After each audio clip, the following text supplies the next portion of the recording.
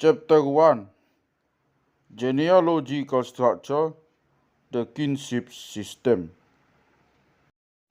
B. Defines Ulos Gifts. The Ulos Gifts go from the hula hula to the buru. An ulos is a kind of garment.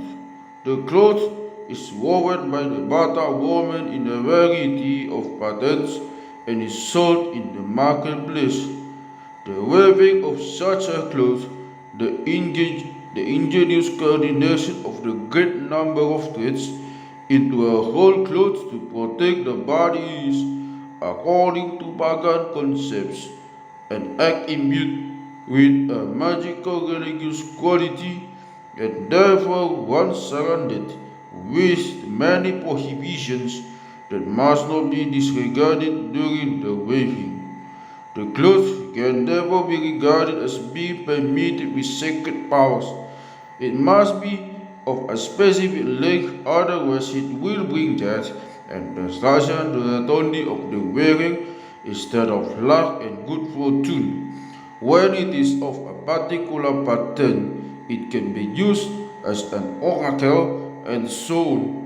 The ulos has become one of the means by which the hula hula transfers its sahala to its world when the latter is in need of its protection. This can be attributed to the fact that in covering the body of the person concerned exerts a protective influence not only on the body but on the tondi as well. The word ulos has also become the term used for gifts in natura other than clothes that can be given by the hula hula. If an unfolded cloth, ulos herbang, is given, then it is wrapped around the body of the recipient. See photo 1b to the accompaniment of some appropriate words such as Say HORAS mahela nami maguloson uloson tupahan yo puta mertua de bata do tupahan ni sahala nami. Hail to you, our son-in-law. May good fortune be yours in wearing this clothes, and may the benediction of the beneficial God Lord and of our sahala be yours. If an ulos is given during a greater ceremony, such as that mentioned in Appendix 3, the presentation takes place during the dancing.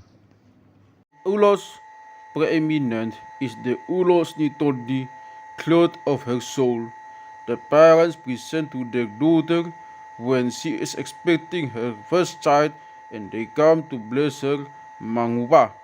The address with which this presentation is covered was given on p. 56.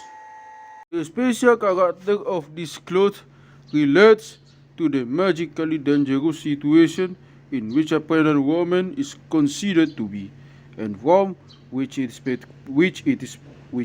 peculiar properties aim to protect her.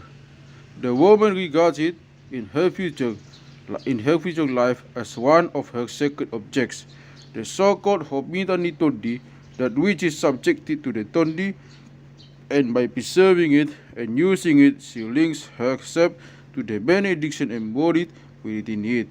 This special cloth will serve to protect her when she is in labor or if she is sick at any time. Should her children be in a similar danger, they will likewise be protected by the beneficial qualities of his talisman. Clothes given to a woman or a family stricken by various kinds of calamities have a similar purpose.